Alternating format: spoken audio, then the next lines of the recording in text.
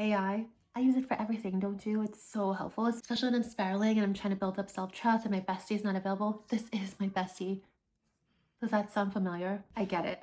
It is very convenient, it is very powerful, and it sounds super confident all the time, right? So if you're a deep feeler, highly sensitive, neurodivergent, or dealing with some trauma that has you more disconnected from your values and what you care about, and you've been people pleasing your whole life, AI can feel like a godsend, and I get it. But what I realize is what you put in is what you get out, and it really is not your bestie. It's a machine, it's code. And if you're not careful, instead of building up your self-trust and confidence, you become over-reliant on it and you start eroding your self-trust. You always want to check in with ChatGPT or Claude and get that reassurance from your AI. But if you use it intentionally with the right guardrails, it can absolutely help you clarify your values, increase your self-trust and confidence. And I wanted to go through that with you because I think it's such a powerful tool, especially for those of us that have been people-pleasing because we're very disconnected from what we care about because of whatever reason, trauma, neurodivergence of some sort. So if you want to keep using AI to clarify your values and rebuild your self-trust, this video is for you. In this video, I'll walk you through 3 things. 1, how AI actually works at a high level and why it sounds so effing confident all the time. 2, how to use AI with the right guardrails to help you clarify your values. And 3, what's at stake if you keep using AI like your bestie. By the end of this video, you'll know exactly how to use AI with the right guardrails to help you clarify your values without handing over your self-trust. 1, how AI actually works at a high level and why it sounds so effing confident all the time. So what is AI? At least the way we're using it now with ChatGPT, Gemini, Claude, all the things. A lot of people refer to it as an LLM, large language model. So it's not thinking, although it really seems like it is. I get it. It's actually predicting the most statistically likely next word. Get it? Word, language model. So it does sound like real intelligence, like the bestie that you always wanted and dreamed of, but it's actually artificial intelligence for a reason. It's fake, it's artificial. All it is pattern recognition, very powerful pattern recognition, and it's amazing what it can do. But that's all it is. It's not real intelligence. That means AI is best used to reflect patterns back to you, to organize your thoughts, and not to give you original thoughts or lead your thinking. But the thing is, if you don't give it structure and clarity, it will provide structure and clarity because that's what it's meant to do, recognize patterns and synthesize things. So if you enter something that's just vague, emotional, doesn't have a clear ask or request, it's gonna give you something that sounds really polished and confident, but it's also guessing at what it is that you want, what you're looking for. And it's gonna sound polished and it's gonna sound helpful, but if you're not steering it, who's doing the steering, right? So that's where you need to take control of what it is that you're getting back. So I wanted to go through just basic prompt hygiene. A clear and strong prompt has 5 different things. 1 is the role. You have to define the role for the AI. Tell the AI what its role is, what perspective to use, what lens to use. And why that matters is without a role, you're gonna get that generic output where AI is just trying to be as helpful as it can by predicting the most likely thing based on the information you give it.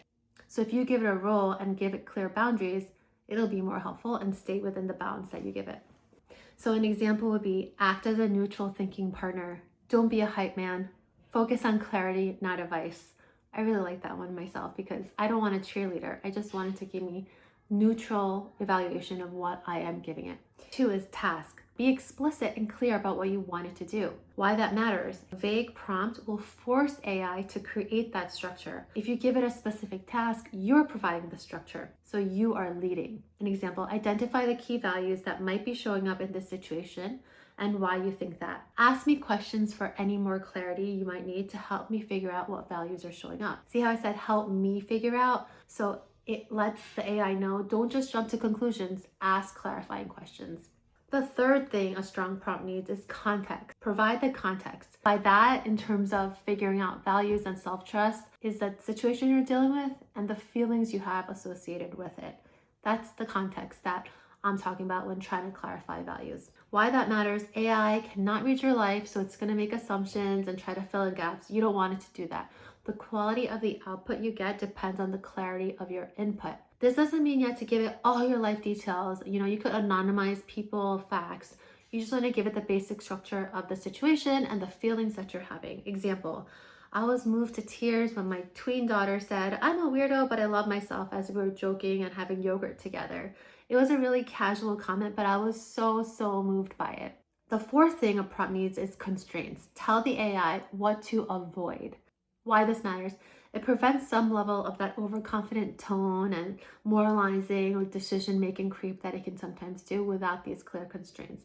An example: do not tell me what to do, avoid absolute language, highlight uncertainty where appropriate. And the final piece of a good prompt is format. And I kind of think this is optional, but I still think it's helpful. You can really specify how you want to see the response. Do you want it in a list? Do you want it in a chart? Why it matters? It's more structure. You're giving the AI more information. Structure reduces overwhelm and makes evaluation easier for you, and also the output more constrained for the AI. Example: use bullet points, give me a pros and cons table, provide 3 sentences only, stuff like that.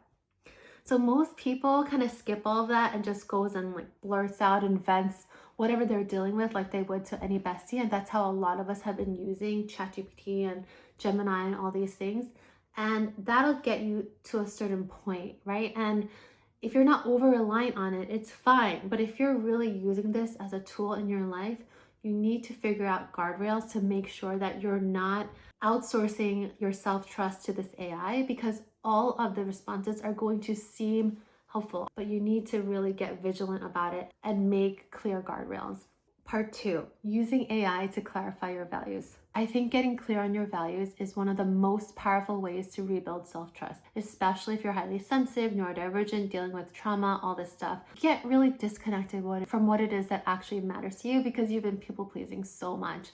And once I understood that, it's just been so, so incredibly helpful. But figuring out your values is so hard, right? And AI is so helpful for that, but we really need the guardrails that I just talked about. So I wanted to go through an exercise here where I go through using AI to clarify my values without those clear prompt guidelines, and then again with the guidelines. So we're going to jump into that here. So here we are. First, the example where I go to AI when I'm feeling emotional about something.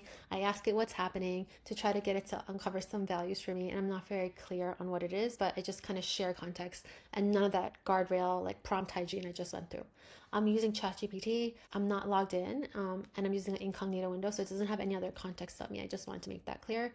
I'm going to do this, and let's compare the result. I was moved to tears when my tween daughter said, "I'm a weirdo, but I love myself." It was a casual comment. She said, "Oh, well, we had yogurt and we're making jokes together," but I was so, so moved by it. But when I shared this with my partner, he didn't really seem to be as moved, and now I'm annoyed, upset, lonely. What is happening here? Why do I care so much? So this is the one where I'm not very clear about the role, task, constraint, all the things I talked about. See, so it does a good job. And this is why most people are like, I love AI, and they use it without all those prompts and it's fine. But you see how it's really guiding and leading the way. A tween saying, that's not a throwaway line, that's identity, self-love, and safety. That all resonates. That's all true. It's telling me what's probably happening emotionally, proof he didn't light up, the moment got minimized, why you care so much. It shows my values, why he may not. It really goes into it, and it is helpful. It's very much validating me too. Like, you're not overreacting, you were moved because something beautiful happened. That logging makes sense, right? Over time, you could see like, okay, I feel terrible. Let me go to AI. Okay, I feel better now. See what I mean? It could become like this addictive pattern, and you don't want to outsource that. You want to be doing that to yourself, but you want to use AI to help you as a sounding board and all this stuff. So now let's see how it turns out when I use the prompt hygiene things that I talked about earlier. Okay, so now we're going to try the prompt with the role, task, context, constraints, and format clearly called out. So I also learned that AI likes bullet points, so dashes and stuff, because it helps it separate what it's reading. Here I'm saying act as a neutral thinking partner, focus on clarity, not advice, identify the key values, etc., making it very clear what I'm looking for. And I have the same exact thing written in the context here, like what is happening, and the same questions there, but it just has the other guardrails of role, task, constraints, and format as well. Constraints: do not tell me what to do, avoid absolute language. Format: use bullet points and be as concise as possible. Okay, so now let's see what comes out here. Okay, so it's already so much easier to process, and I'm actually getting what I want. Not like coaching, not a pep talk, the actual values that I wanted to see, like the values I'm trying to get clear on, right? So self acceptance and authenticity, yes, emotional safety. So it tells you why it came up for you and what it could mean, and it calls out these are possible values that might be showing up.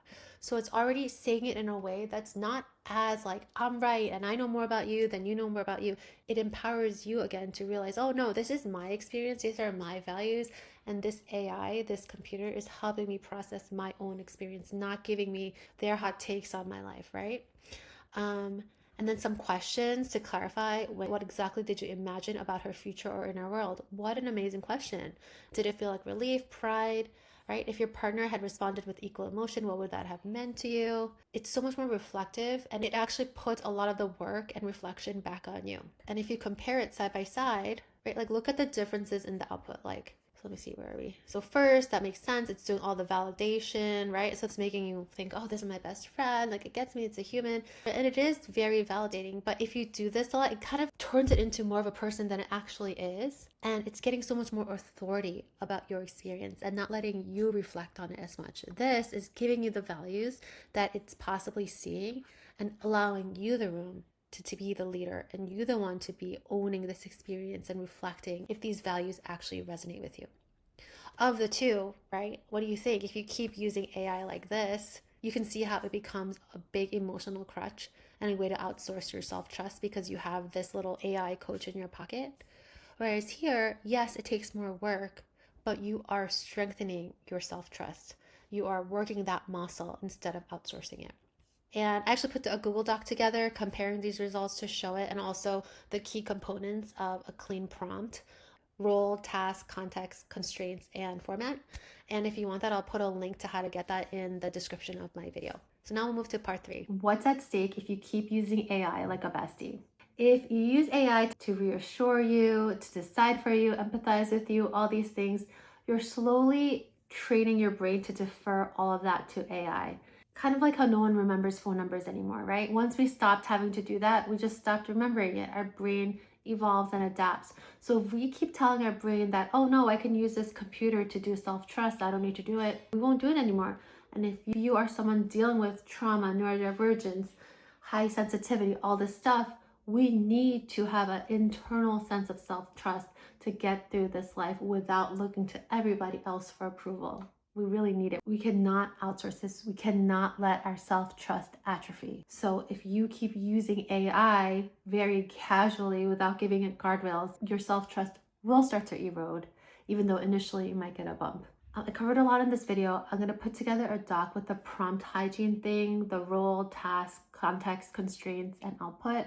And I'll put it as a link in the description for you if you want to reference that.